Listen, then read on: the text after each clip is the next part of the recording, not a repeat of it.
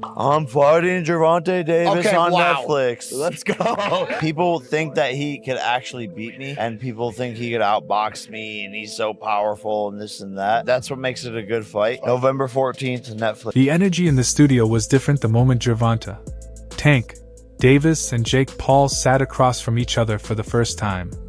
You could feel the tension, the ego, the raw heat of two men who clearly do not like each other. This wasn't just another media face-off. It was a clash of two worlds colliding. On one side stood Tank Davis, a pound-for-pound powerhouse and one of boxing's most lethal finishers, a certified knockout artist with a fan base that worships his every move. On the other sat Jake Paul, the YouTuber-turned-fighter who has disrupted the sport, made millions, turned boxing upside down, and now swears he's ready to shock the world once again. Versus Tank Davis is actually happening. What the f is going on? I guess Tank is going broke because that's the only justifiable reason you ruin your legacy against a guy like Jake Paul. And yes, I do think Jake Paul is going to win. Tank Davis is a much better boxer and has crazy power, but he's 5'5", 130. That power is not going to carry over against someone who is 6'1", 210. And it's not like Jake is bad. Yes, his fights are boring. He says he's going to step in the ring and sleep his opponents, but the only people who end up sleeping are the audience. Mike Tyson fight. But at the end of the day, he's a big guy with power who's training boxing full time, and he has beaten some legitimate competition. Woodley, Nate Diaz, Anderson Silva, Mike Perry had a competitive fight with Tommy Fury, but it's crazy how particular Jake has to be when selecting his opponents. They have to have enough clout to be interesting, enough skill to be taken seriously as a threat, but at the same time have clear weaknesses and disadvantages that Jake and his team can exploit to win. Now that he's fighting an elite boxer, he has to fight someone 7 weight classes down. I mean, Tank could win if he makes Jake do a very aggressive weight cut, but I just don't see that happening. I got Jake by 3rd round TKO. He should put me on the co-main event and allow me to fight Francis Ngannou. That would be an easy But when the two locked eyes, it got personal. Tank leaned back in his chair, arms crossed, wearing a dangerous smile. Jake sat forward, almost daring him to flinch. The room fell silent for a second, then erupted as Jake spoke first. "You've been fighting guys your size. Now you're stepping into my world." Aarons, who accused me of being on steroids as the reason for winning all of my fights. We have the strictest drug testing possible for this match. U.S. Anti-Doping Agency. Random drug tests at any moment. Oh, look. They're here now. Hey, USADA, he in the car. Looking good. See if you're on steroids. Clean as a whistle, contrary to what they say. To understand why this face-off was so heated, you have to rewind a bit. This rivalry didn't just appear out of nowhere. It all began when Jake Paul fought Mike Tyson earlier this year. It's fair to call them boxers now. We talk about Logan brothers. I think it's okay to call Jake Paul a boxer. The only reason why I say that is because he do be in the gym. He's working on stuff. The fight that he fought Mike Tyson, I don't think he should have fought Mike Tyson. Because of who Mike Tyson is and the age. And he said that he didn't try to knock him out. Yes, you did. You just couldn't get the knockout. Right? He tried to knock him out. Tank Davis was furious. He saw it as a complete disgrace. In his view, Jake wasn't proving anything by fighting a 60-year-old legend. Tank called the move weak, accusing Jake of disrespecting the sport by targeting a faded great instead of stepping up to a real, current challenge. I'm gonna call out. What was the plan originally? I think he was here. He came in my locker room. Shakur Stevenson? He wasn't in my locker room. And Jake Paul?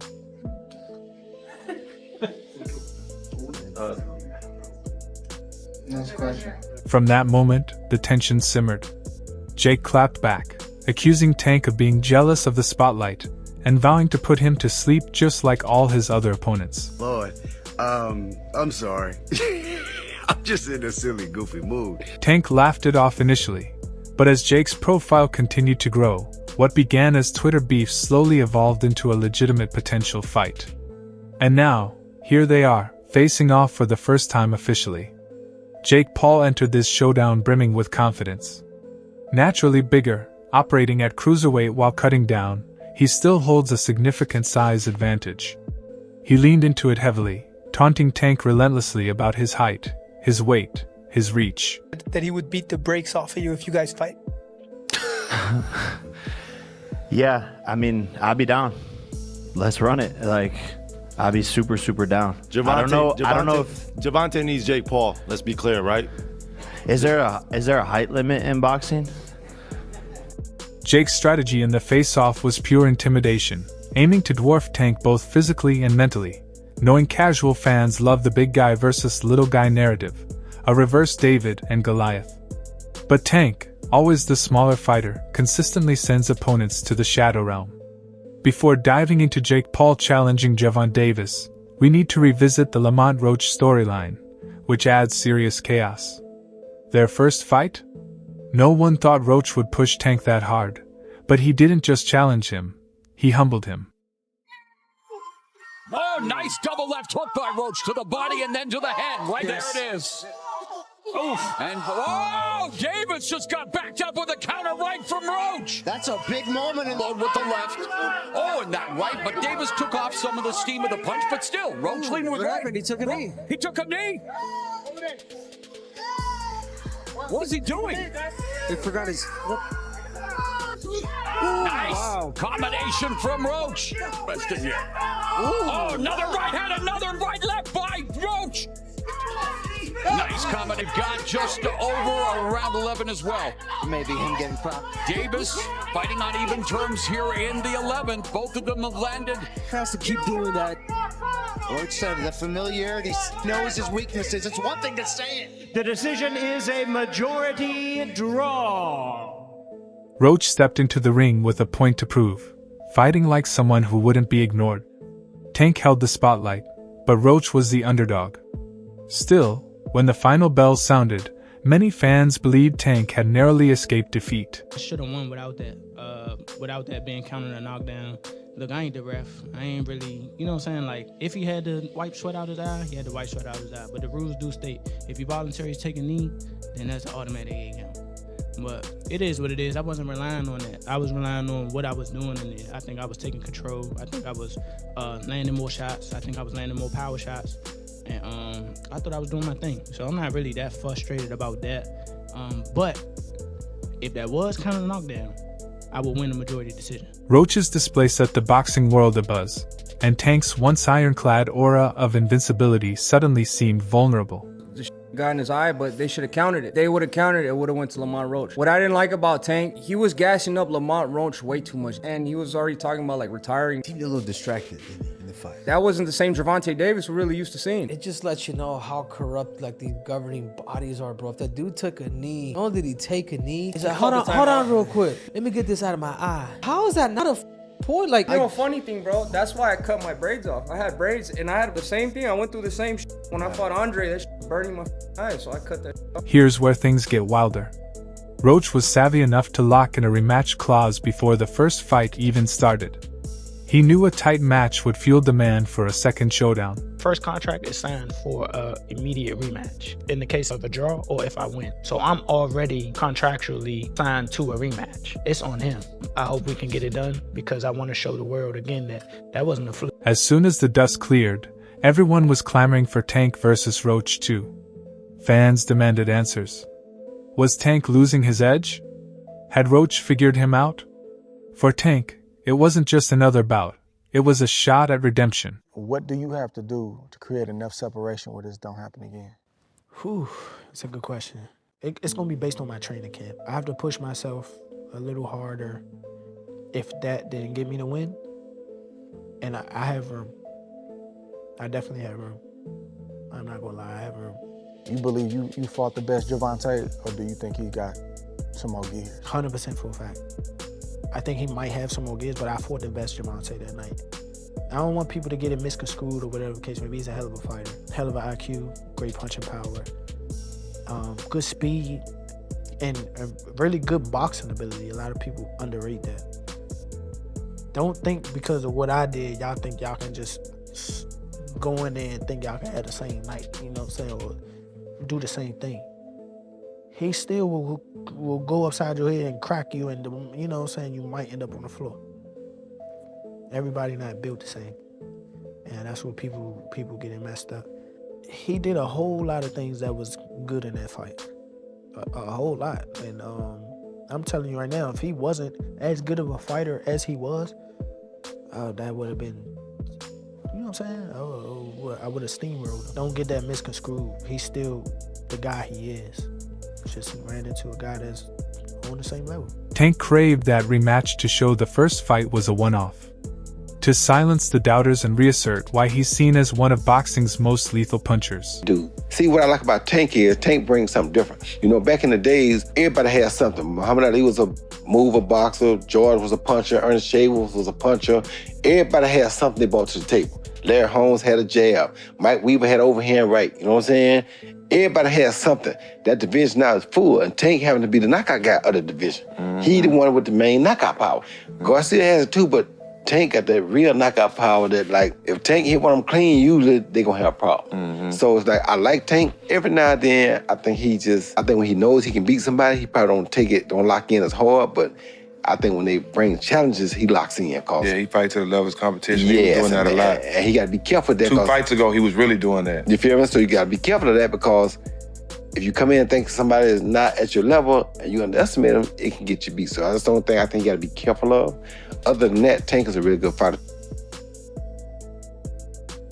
But then it all unraveled. The rematch collapsed, leaving Lamont Roach stranded. He was furious, and justifiably so. This was meant to be his moment to show the first fight wasn't a fluke. Instead, Tank pivoted entirely, brushing off the unresolved clash with Roach and aiming for something far wilder, Jake Paul. Tank took it easy on me. Hey, this internet crazy, bro. What? Social media crazy. Let me address some rumors. Oh, yeah, go ahead. They say he's supposed to fight Jake Paul next after he was supposed to clean me up. Jake Paul gonna guarantee you about $40 million if the fight is with a notable person, which is Tank. Why would he take it easy on me? Why would he sacrifice that? Especially if he's talking about retiring, and that's his exit plan. If that's the case, why would he do that? That baffles me. As a fighter, let me ask you, would you ever sacrifice what you work so hard for? Your record, your legacy, chance to be one of the, come on. That's, all right, I'm gonna leave it at that. That's what I'm saying. There might be somebody out there that would. It sure ain't him. I ain't the guy. It sure ain't him. It didn't look like y'all was playing with each other during that fight, though. At all. It looked like you was trying to hurt him, and bro looked like he was trying to hurt you. Let's be real, this is where fans got baffled. A Jake Paul fight might rake in headlines, cash, and clicks, but for boxing legacy, it's a head-scratcher. Versus Tank. This is just a money grab. Tank is in the news for bashing his missus. He obviously needs the money, and Jake Paul is the money fight in boxing. How the hell do you go from potentially fighting a heavyweight in Anthony Joshua to now going all the way down and facing Tank Davis? Fighting a major weight drop. It's an exhibition, so it's not a real fight. No, so apparently it's going to be a hybrid, which just means it's bullshit. But Netflix are in the entertainment industry. We all paid to see Jake Paul versus Mike Tyson at 60 years old fighting an old man in a walker. Now you're going to see Jake Paul fight Tank Davis, and I'm going to be honest with you, Jake Paul should be the favorite. He's got the weight advantage. Size advantage. He's got the size advantage. Reach. Say what you want, it's going to be an entertaining fight. I mean, this is a real boxer. People are asking, fight a real boxer. This is one of the best boxers in the world. But the fact that it's an exhibition, it just takes away from it. Roach was the one who cracked Tank's armor. Fans believed he deserved a rematch. For Tank to sidestep that and chase Jake Paul instead feels like ducking redemption, leaving Lamont Roach fuming. Jake Paul spilled the fight rules, and they sound like a 3 a.m. Discord fever dream. First up, the weight. Jake's aiming for 195 pounds. 195. What would it be at? 195. It would be an exhibition. Okay, so it was going to be an exhibition, not sanctioned, but no restrictions. You could knock each other out and shit like that. It was going to be at a catch weight of 195 pounds, 10 rounds, 3 minutes. I've been trying to figure this out. Why was I a Tank hater for wanting to see Tank go up 5 pounds to get some smoke when like Teofimo Lopez or something? I just wanted to see him go up 5 pounds and fight Teofimo Lopez. And all of you were saying, you want Tank hurt, Showbiz. You a hater. You want him hurt. Then I'm convinced, okay, he's too small. but he can fight Jake at 195? Tank fights at 135, and now he's jumping 6 weight classes to face Jake Paul at 195. That's like pitting a lion against a hippo and calling it even. Tank's never even mastered 140. Now he's up against a guy strolling in at heavyweight? Tank Davis isn't the force he used to be. Once, he carried an aura of dread. Opponents knew one slip meant lights out. He was driven, merciless, and hell-bent on proving he was the best. Now, it feels like he's chasing cash over legacy. That fearsome edge he once had is dulling. Instead of taking on the toughest fighters, he's picking bouts that make bank, not sense. Fans see it. The killer instinct isn't as sharp, and his focus on a true boxing legacy is being eclipsed by money grabs. The boxing world erupted when this fight was announced. Reactions poured in, fiery and fast. Shakur Stevenson was among the loudest, and you can't blame him. He's been gunning for Tank for years, building a rivalry that seemed destined to ignite. Instead. What do you think of that? I think that's terrible. Why? I mean, I get it, because at the end of the day, it's the money business, and you want to make the most money, but from what I'm hearing, he can make more money in a fight with me, and if that's the case, why not fight me? Sure. Do you think he beats Jake Paul? Do I think he beats Jake? Yeah. I mean, There's a huge size advantage, though. it is, but I think Tank got the skills to make sure he come out on top. Do you think that Jake has gone better? Yeah, I think actually Jake got tremendously better from the time frame that he started till now. And in the right situation, I also could see him become a world champion. To Shakur, Tank picking Jake Paul over the massive Tank versus Shakur showdown was a slap in the face to boxing. He didn't mince words. This is a circus stunt, proof Tank's chasing easy money over facing top fighters. Let's be honest, Tank versus Shakur would have been one of boxing's biggest bouts. Not everyone agreed, though. Raul Romero kept it blunt, saying, "You can't hate on a guy for securing the bag." Raul gave Tank a pass for prioritizing cash over legacy. Be mad at somebody for doing what they feel is best for them. Will it impact Tank's legacy if Jake Paul were like to beat him or even like knock him out? Dude, Tank's a 3-division world champion, 4-time 3-division world champion. At the end of it, bro, you can't take anything away from him. Bro, you can't be mad at somebody for doing what they feel is best for them. It's the same way Roach feels Tank is the best option for him. Same way that Stevenson thinks Tank's the best option for him, or like all that stuff, right? At the end of it, bro, we just want to do what's best for ourselves, right? Facts. Right or wrong? Facts. So just do what's best for you. Teofimo Lopez backed the move, praising both fighters for securing a huge event. To them, boxing's a business. If fans will pay, why not cash in? Meanwhile, Daniel Cormier showed respect for Jake Paul's growth, picking him to win and stressing Jake's no longer the amateur people mock. He's been training hard, taking tough fights, and has the size and power to trouble Tank. On the other hand, Jeff Mayweather wasn't buying it. He trashed the matchup as pointless, saying neither fighter gains anything significant for their boxing legacy. When a fight is happening. That sounds like an excuse to me. People, Jake always gets a hard time, for not fighting the best and top guys. And here he is fighting a current world champion, a pound for pound guy, and, obviously showing he's taking all comers. Pound for pound guy. I don't think that neither one of them are going to prove anything. I think that it's going to be an exhibition. So, and being that it's an exhibition, that means that nothing's going to happen anyway. It's different if it's with a fight in which somebody's going to win. It's different. I mean, it's like it's one of those situations where it just doesn't make sense to anybody that's a real boxing fan. It doesn't make sense at all. Alright, that wraps up today's video. If you liked it, hit that like button, subscribe, and tap the bell icon to stay updated on our next videos. Drop your thoughts in the comments below. Stay tuned, and we'll see you in the next one.